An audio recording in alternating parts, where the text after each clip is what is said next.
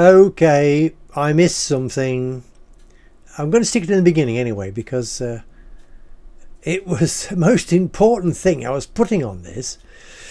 So I'll try and make it all join up, as it does. But this week, beginning of this week, the council chaps have been around the town filling in all the potholes that have, arrived over the winter time.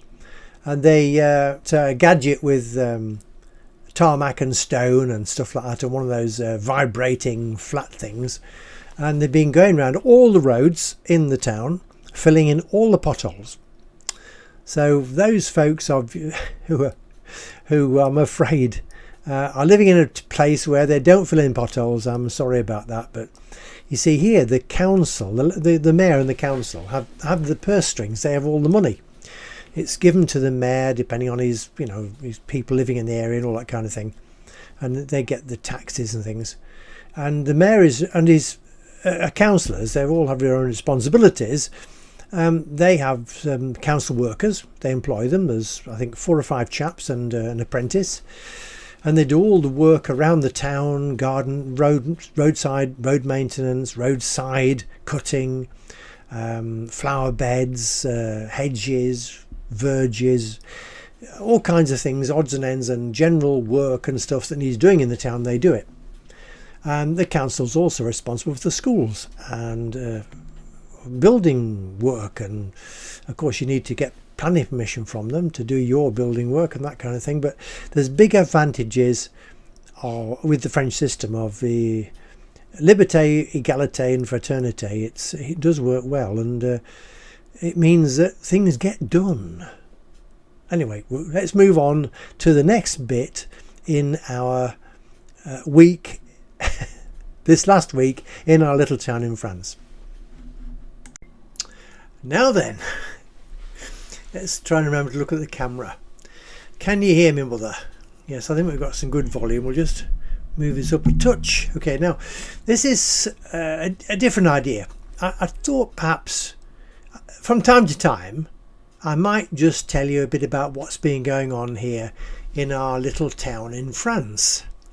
Now this week has been particularly good actually, so I thought, well, we'll just tell you a bit about it. It started off, today is Thursday, and so we're talking about last Thursday. It started off with a mini heat wave, and we had temperatures up. I'm doing a video about recladding the walls in my shed under the trees. It'll be out next week sometime or week after, but so doing some work in there, and it happened to be Thursday and Friday last week were belting hot. It got up to mid-30s in the afternoon, and one evening we were sat outside having some supper, and it was 8 o'clock at night. It's still 27 degrees. Anyway, now it's Thursday again. It's come back to sort of normal for April, low 20s, and a bit of a cold wind from the north, which isn't good. So but anyway, it's not bad. The rain seems to have stopped at the moment, touch wood, and find some wood. Here we are.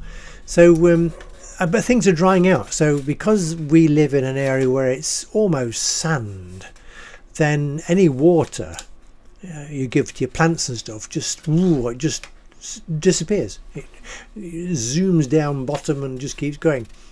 But we have these underground rivers running around because this is the old I don't know. We're on the site of where the old River Loire was in the 11th century, before Henry II instrumentally got all his folks living in the area to build the levee and contain the river, in one place, keep it going down like a river does. Previously, it just meandered everywhere and caused all sorts of chaos.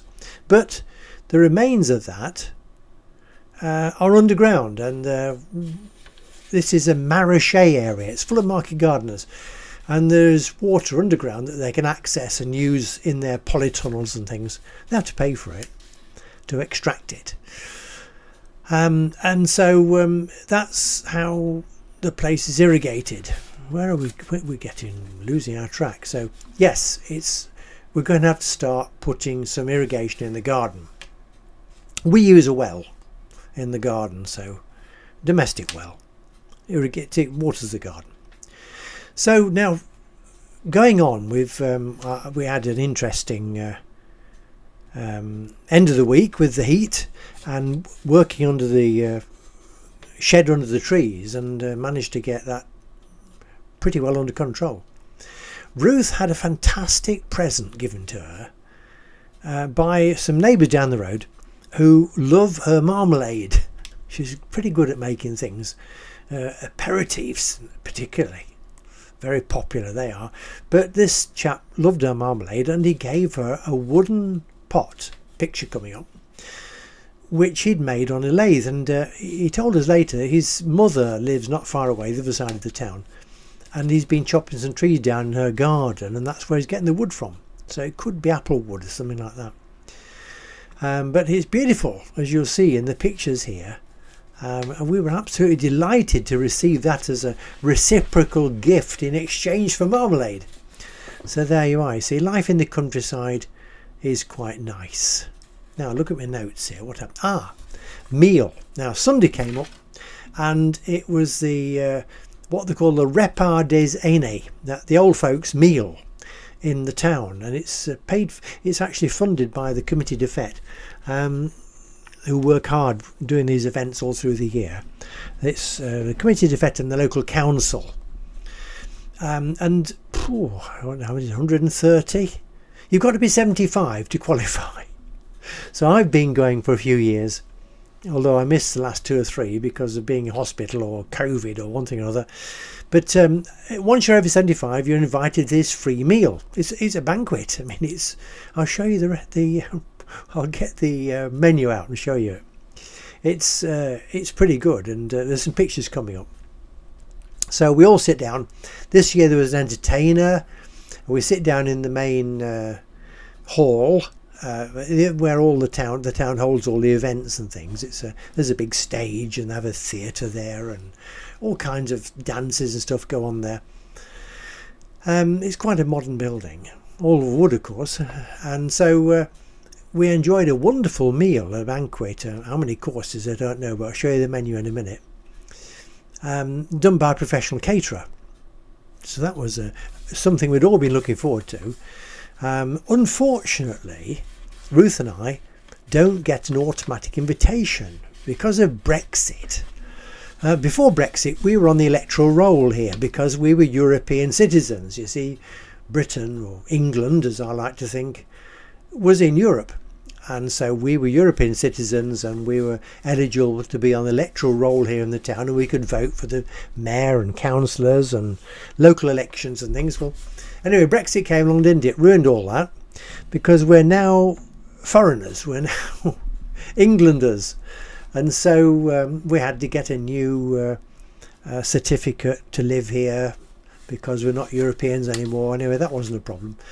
But because we're not Europeans, we've got knocked off the electoral roll, and it's those people on the electoral roll who get invited to this meal. So each year, once we know it's coming up, I have to nip down to the mairie and ask Sandra, one of the mayor's secretaries, to make sure that she's got our name down on the list, which she duly did this year. Very kind of her. Thank you, Sandra. Now then, oh yes, now we've had the cuckoos. Every morning I go out, take Mongo up and down the road for an excursion. I go on the bike, Mongo runs alongside. Cuckoos have been here since the last week in March, or just before that, most mornings. Now this week, the nightingales have arrived in the trees alongside the road as I go up towards the town. And they shout at you, and as birds do, and sometimes break into song. They're not all here yet, there's a good few, but they nest here and produce young here and one thing or other. It's quite a nice place to be. But they're wonderful to listen to. Nightingales, right. What else has been happening? Yep, Ruth's been making a bag for Helen. Helen is coming on Sunday next, and this is either for her or whatever she wants to do with it. It's Ruth's pretty good at embroidery, and she's done this bag, picture coming up, with all his cats on, and she's made the bag from scratch. It was, the embroidery's done on some fabric, and she's turned the fabric into a bag with lining and a handle. It's even got a pocket inside for Helena's mobile phone. So how about that? And it's got a flap with a button fastening to keep it secure. So Ruth's been busy doing that. When I went to our pensioners club yesterday, Wednesday, we had some folks come to talk about local transport and community transport and things like that, so I had to be there to listen to that and officiate at the club. Before we went there though, highlight of the week after Sunday was we went out to lunch to La Gare, my favourite restaurant. It's in the middle of nowhere, about 10-12 miles north of where we live, maybe 15, through the woods. It's a beautiful ride. It takes about 25 minutes to get there, and it's in the old station at a place called Linéaire Bouton. It's a transport cafe, if you like, a workers' cafe. It's open Monday to Friday at lunch times, and that's all. But the menu is fantastic. I think I've probably told you about this before. There's a big buffet as you go in. It gets very busy, and it's getting to the stage now where you're probably advised to book before you go, or else you might not get a seat. You had to be there at 12 anyway. You're only with a chance then. 12:30, getting pretty full. So you go into this great big buffet, which is big chill cabinet, double-sided, and there's probably 10 or 15 different starters in bowls and things on each side. So you're looking at 20 to 30 different starters, and you load your plate up with that for a start. There's terrine, there was melon yesterday, terrine, melon, all kinds of salady things, mushrooms a la grecque, anything you think of that would be an apéro type starter, it's there. And then you have the main course, and yesterday we had boudin noir, which is black sausage. It's a bit like Lancashire's black pudding, and chips, and then we had cheese and biscuits, or cheese and bread. Then we have a dessert, and the dessert cabinet, the homemade desserts made by the chef.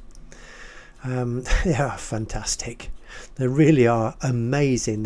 You open the door and you stare at them and think, goodness, there's probably 6 or 7 to choose from. And there's some warm ones on a table beside as well if you want a warm fruit tart. Dessert, coffee. Okay, so we've had entree. Where are we? Entree. Main course. Cheese and biscuits. Dessert, coffee. Okay. €14, about £12.50. You really can't beat that, and it's not overflowing on your plate. It's a reasonable amount, just so you enjoy your meal and you're not overfull. And the company is good. It's an amazing place to watch what's going on all the time. One girl does all the serving. Probably 60 serving, 60 people there, maybe 60 or 70. When it's really full. The chef, the patron's wife, comes and helps a little bit, but she manages it all. She does pretty well. So that was La Gare yesterday. Fantastic. And now today we're back to Thursday again, and Helena's coming on Sunday. I've been trying to get the garden squared up a bit so that it doesn't look too disreputable, and there's all those flowers to put in tubs and things. I hope she can help us do that. So all in all, it's been a fantastic week. We had some decent weather for once in a while. No rain, decent weather. It's been warmish, and lots of interesting things to do. So I hope you enjoyed that little bit about what life in France this last week here in our little town. And when we get some more interesting weeks, I'll fill you in again. Thanks for being with us. Keep watching the videos and give us a like if you like it, or think about subscribing, etc., etc. Bye for now.